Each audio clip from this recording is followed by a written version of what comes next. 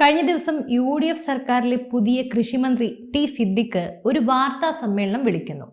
ആ വാർത്താ സമ്മേളനത്തിൽ വകുപ്പ് തലവൻ എന്ന നിലയിൽ പങ്കെടുക്കാനായി കൃഷി വകുപ്പിന്റെ ഡയറക്ടറായ ശ്രീറാം വെങ്കിട്ടരാമൻ IAS വന്നിരിക്കുകയാണ്.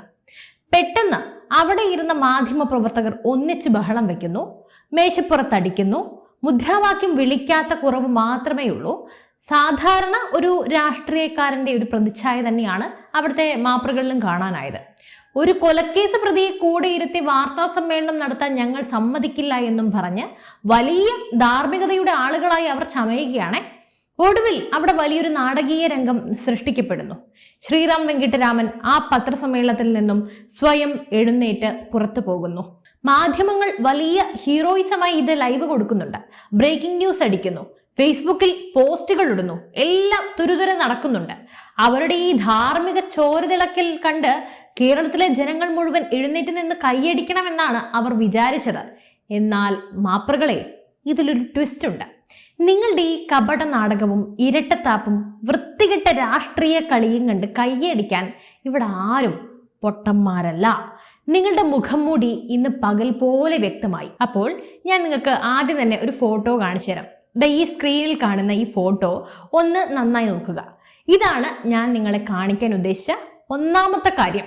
ഇത് നമ്മുടെ തൊട്ടു മുമ്പത്തെ സർക്കാർ, അതായത് LDF സർക്കാർ, ഇടതുപക്ഷ സർക്കാർ, പിണറായി സർക്കാർ, അവർ ഭരിച്ചിരുന്ന കാലത്തെ ഔദ്യോഗിക ഫോട്ടോയാണ്. അന്നത്തെ കൃഷിമന്ത്രിയായ P പ്രസാദിന്റെ വാർത്താ സമ്മേളനത്തിന്റെ ചിത്രം. അപ്പോ ആ മന്ത്രിയുടെ തൊട്ടടുത്ത് ഒരേ ടേബിളിൽ തൊട്ടുരുമ്മി ഇരിക്കുന്നത് ആരാണ്? ഇതേ ശ്രീറാം വെങ്കിട്ടരാമൻ തന്നെയല്ലേ? അന്ന് ഈ മാധ്യമ പ്രവർത്തകരൊക്കെ എവിടെയായിരുന്നു ആവോ? അന്ന് ഇവരൊക്കെ ഉറക്കമായിരുന്നോ? അന്ന് ഈ പത്രസമ്മേളനത്തിൽ വന്നിരുന്ന നിങ്ങൾ കണ്ണുകെട്ടിയിരിക്കുകയായിരുന്നോ? അന്ന് നിങ്ങളുടെ ഈ പറഞ്ഞ ധാർമ്മിക ഉശിരൊക്കെ എങ്ങോട്ട് പോയിരുന്നു? അന്ന് എന്തുകൊണ്ട് നിങ്ങൾ ഈ ശ്രീറാം വെങ്കിട്ടരാമനെ പത്രസമ്മേളനത്തിൽ നിന്നും ഇറക്കി വിട്ടില്ല? ഒന്ന് ചെറുവിരൽ പോലും അനക്കിയില്ല.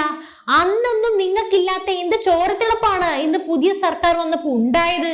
വന്ന് കേരളത്തിലെ മാധ്യമ പ്രവർത്തകർക്ക് ലേശം പോലും നിലവാരമില്ലാത്ത അവസ്ഥയായി മാറിയിരിക്കുകയാണ്. ഇതിലും ഭേദം നിങ്ങൾ ഈ മാധ്യമ പ്രവർത്തനം എന്ന പവിത്രമായ പണിയും നിർത്തി വേറെ വല്ലത്തിനും പോകുന്നതാണ്. ഉദാഹരണത്തിന് ഏതെങ്കിലും രാഷ്ട്രീയ പാർട്ടിയുടെ മൂടും താങ്ങി നടക്കുന്നതാണ് നിങ്ങൾക്ക് ഇതിലും ഭേദവും ചേരുന്നതും. നമുക്ക് കാര്യങ്ങളൊന്ന് കൃത്യമായി തന്നെ വിശകലനം ചെയ്യാം. ഞാൻ ആദ്യം തന്നെ സംഭവം ഒന്ന് വിശദീകരിച്ചു എന്ന് മാത്രം.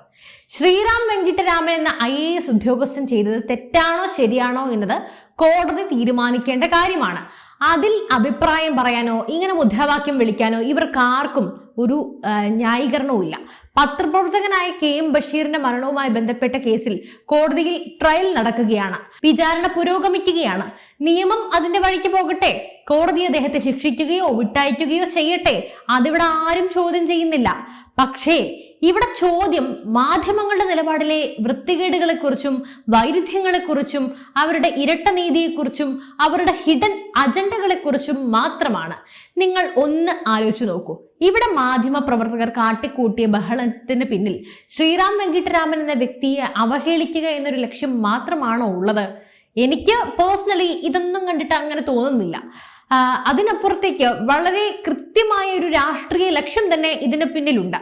അത് മറ്റൊന്നുമല്ല, പുതിയ UDF സർക്കാർ അധികാരത്തിൽ വന്ന ഉടനെ തന്നെ ഈ സർക്കാർ കൊലപാതകികൾക്കൊപ്പമാണ്, കുറ്റവാളികൾക്കൊപ്പമാണ് എന്നൊരു അങ്ങനെ ആ രീതിയിലുള്ളൊരു പൊതുബോധം സമൂഹത്തിൽ ഉണ്ടാക്കിയെടുക്കുക, അത്തരത്തിലൊന്ന് ഫ്രെയിം ചെയ്യുക, അത് മാത്രമാണ് ഇതിന് പിന്നിലെ വ്യക്തമായ അജണ്ട.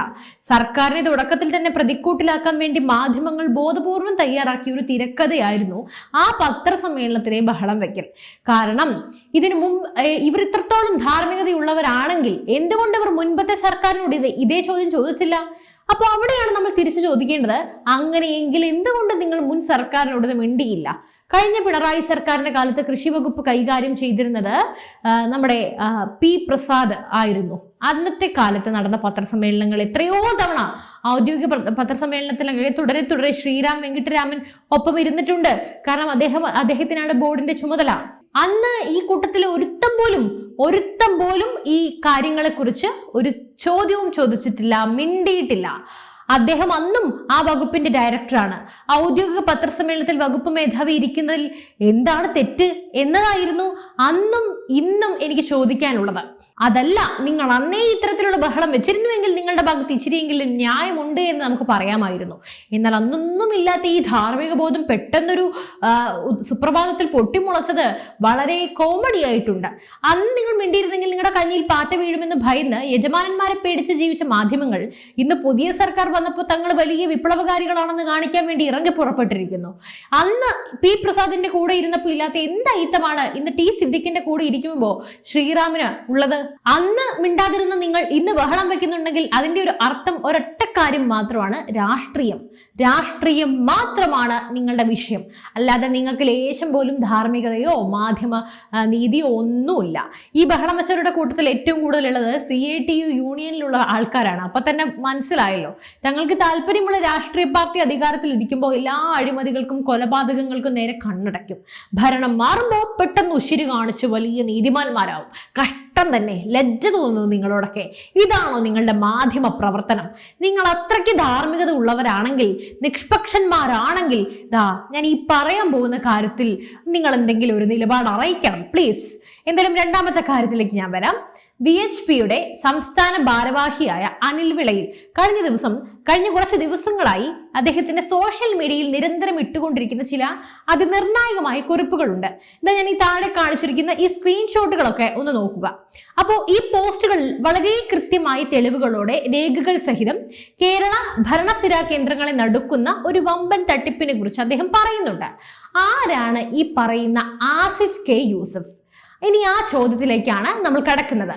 കേരള കേഡറിലെ ഒരു IAS ഉദ്യോഗസ്ഥൻ എന്ന് പറയപ്പെടുന്നു. 2015 ബാച്ചുകാരനാണ്. ഇയാളുടെ പശ്ചാത്തലം എന്താണ്? കേരളത്തിലെ പ്രശസ്തമായ സിറ്റി സിൽക്സ് എന്ന വമ്പൻ തുണി വ്യാപാരിയുടെ മുതലാളിയുടെ മകൻ. പാലാരിവട്ടം, ആലുവ, പെരുമ്പാവൂർ, മുണ്ടക്കയം തുടങ്ങിയ സ്ഥലങ്ങളിലൊക്കെ പ്രവർത്തിക്കുന്ന, വർഷത്തിൽ കോടിക്കണക്കിന് രൂപയുടെ വിറ്റുവരവുകളുള്ള, ഏകദേശം 75 കോടി രൂപയുടെ ബിസിനസ് നടക്കുന്ന ആ വമ്പൻ സ്ഥാപനത്തിന്റെ ഔദ്യോഗിക പാർട്ട്ണർ കൂടിയായിരുന്നു ഈ പറയുന്ന ആസിഫ് K യൂസഫ്. ഇത്രയും വലിയ സാമ്പത്തിക പശ്ചാത്തലമുള്ള ഈ കോടീശ്വരൻ ചെയ്ത വിദ്യ എന്താണെന്ന് അറിയാമോ? അതിലേക്ക് കടക്കാം. തനിക്കും കുടുംബത്തിനും പ്രതിവർഷം വെറും 60,000 രൂപയോ അല്ലെങ്കിൽ പരമാവധി 1,80,000 രൂപയോ മാത്രമാണ് ആകെ വരുമാനം എന്ന് കാണിച്ച് റവന്യൂ ഉദ്യോഗസ്ഥരെയൊക്കെ സ്വാധീനിച്ച് ഒരു വ്യാജ വരുമാന സർട്ടിഫിക്കറ്റ് ഒക്കെ ഉണ്ടാക്കുന്നു. എന്നിട്ട് OBC നോൺ ക്രിമിലിയർ സംവരണത്തിന്റെ ആനുകൂല്യം പറ്റി IAS പദവി തട്ടിയെടുക്കുന്നു.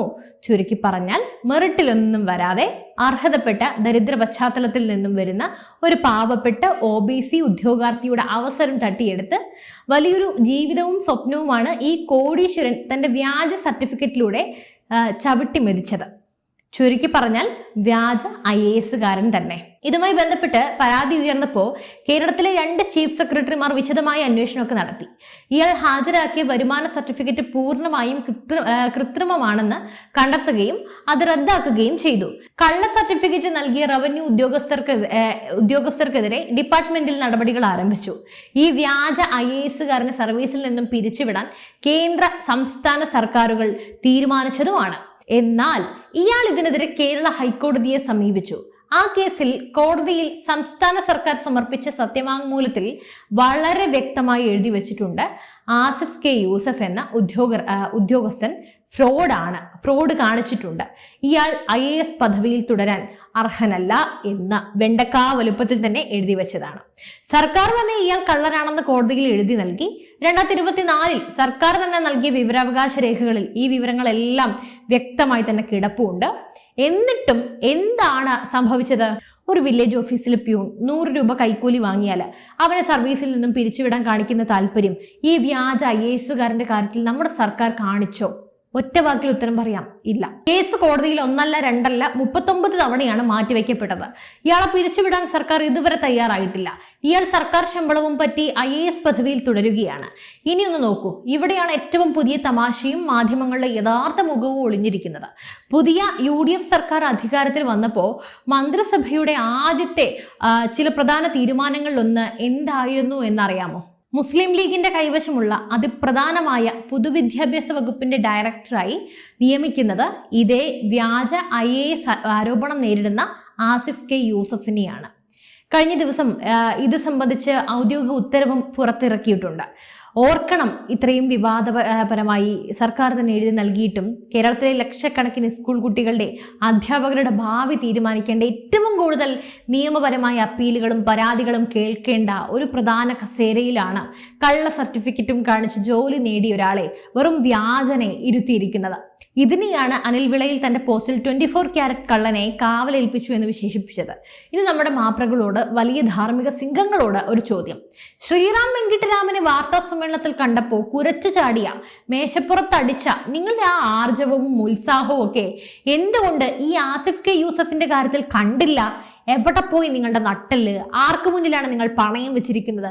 കേരളത്തിലെ കുട്ടികളുടെ വിദ്യാഭ്യാസം നിയന്ത്രിക്കുന്ന കസേരയിലേക്ക് ഒരു വ്യാജ IAS നിയമിച്ച വാർത്ത കേരളത്തിലെ ഏത് പ്രമുഖ മാധ്യമമാണ് ചർച്ച ചെയ്തത്? ഏത് ചാനലാണ് ഇതിനെപ്പറ്റി ഒരു പ്രൈം ടൈം ചർച്ച നടത്തിയത്? അല്ലെങ്കിൽ ആരെങ്കിലും തുമ്മിയാലോ മുക്കിയാലോ മൂളിയാലോ പ്രൈം ടൈം ചർച്ചയിൽ ഘോരഘോരം പ്രസംഗിക്കുന്നവരൊക്കെ എവിടെ പോയി? ഏതെങ്കിലും ഒരു പത്രത്തിന്റെ മുൻപേജിൽ ഈ വാർത്ത വന്നോ? ഇല്ല. ഒരു വരി വാർത്ത പോലും കൊടുക്കാൻ നിങ്ങളുടെ പേന ചലിച്ചില്ലല്ലോ. ഇതാണോ നിങ്ങളുടെ മാധ്യമധർമ്മം? നിങ്ങൾ അത്ര വലിയ ധാർമ്മികതയൊക്കെ ഉള്ളവരാണെങ്കിൽ ഈ വ്യാജ IAS ഓഫീസർക്കെതിരെയും നിങ്ങളുടെയൊക്കെ ഭാഗത്ത് നിന്ന് പ്രതിഷേധം വേണ്ടതല്ലേ? ശ്രീറാം വെങ്കിട്ടരാമൻ ഒരു ക്രിമിനൽ കേസിൽ പ്രതിയാണെന്നത് ശരിയാണ്. പക്ഷേ അദ്ദേഹം വ്യാജ IAS അല്ല. അദ്ദേഹം എവിടെയും വ്യാജ സർട്ടിഫിക്കറ്റ് ഒന്നും കാണിച്ചല്ല IAS പട്ടം എഴുതി വാങ്ങിയത്. പരീക്ഷ എഴുതി പാസ്സായ വ്യക്തിയാണ്. എന്നിട്ടും അയാൾ ഒരു പ്രധാന വകുപ്പിന്റെ ഡയറക്ടർ ആക്കിയപ്പോൾ മാധ്യമങ്ങൾക്ക് യാതൊരു പരാതിയുമില്ല. അപ്പോ ഈ വ്യാജനെ പറ്റി പുതിയ മന്ത്രിയോടോ മുഖ്യമന്ത്രിയോടോ വിദ്യാഭ്യാസ മന്ത്രിയോടോ ഒരു ചോദ്യമെങ്കിലും ചോദിക്കാൻ കേരളത്തിലെ ഏതെങ്കിലും ഒരു മാധ്യമ പ്രവർത്തകന്, മാധ്യമ സിംഗത്തിന് ധൈര്യമുണ്ടോ? അങ്ങനത്തെ ഒരു ധൈര്യവും നിങ്ങളുടെ പക്കലില്ല. അപ്പൊ നിങ്ങളുടെ മുട്ടിടിക്കും, കൈവിറയ്ക്കും. കാരണം നിങ്ങളുടെ ധാർമ്മികത എന്നത് രാഷ്ട്രീയ യജമാനന്മാർക്ക് അനുസരിച്ച് മാറുന്ന ഒന്നാണ്. അവിടെ പണയം വെച്ചിരിക്കുകയാണ് നിങ്ങളുടെ നട്ടല്. അതാണ് ഇതിനുള്ള യഥാർത്ഥ ഉത്തരം. എന്തായാലും ഈ വിഷയത്തിൽ നിങ്ങൾക്ക് എന്താണ് പറയാനുള്ളത്? ജനങ്ങൾ തന്നെ പറയട്ടെ നിങ്ങളുടെ അഭിപ്രായങ്ങൾ. എന്തായാലും മറ്റൊരു വിഷയമായി വീണ്ടും കാണാം. നന്ദി.